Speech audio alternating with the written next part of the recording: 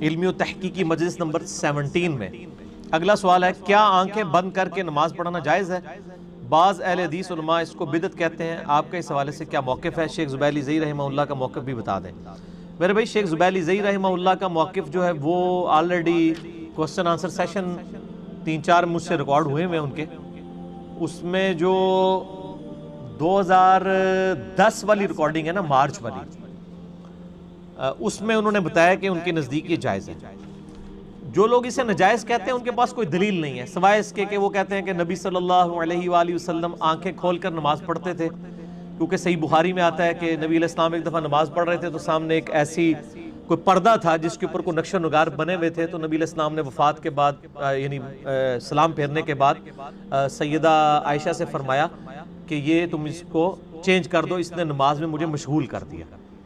تو اس سے یہ بات پتہ چلتی ہے کہ آپ صلی اللہ علیہ وآلہ وسلم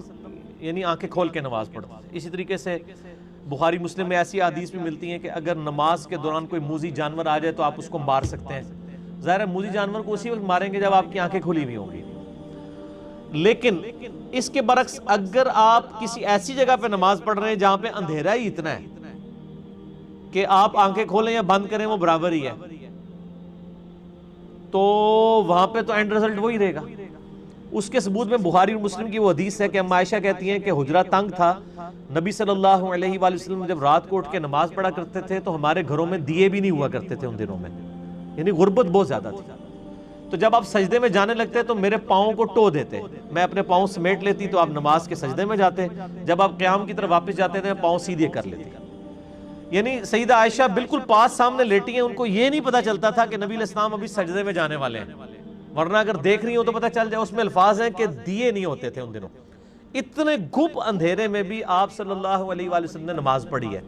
تو اس سے آنکھیں بند کرنے کے نماز کا جواز نکل آتا ہے کہ آپ کسی ایسے اندھیرے میں نماز پڑھ رہے ہیں، اس سے تو بدرجہ اولا اگر ایسی صاف جگہ ہے جہاں پہ آپ کو کسی موذی جانور کا خطرہ نہیں اور آپ کنسنٹریشن کے لیے آنکھیں بند کر لیتے ہیں تو اس کا جواز نکل آئے گا۔ دوسرا اس سے یہ بھی مسئلہ پتہ چلا کہ بیوی کو ہاتھ لگانے سے وضو نہیں ٹوٹتا، کیونکہ آپ صلی اللہ علیہ وآلہ وسلم کے پاؤں ٹو دیا کرتے تھے۔ تو میرا موقف اس میں یہ ہے کہ جائز ہے، اور بسا اوقات یعنی نماز میں کنسنٹریشن کے لیے اگر کوئی ایسا کرتا ہے تو بالکل ٹھیک ہے۔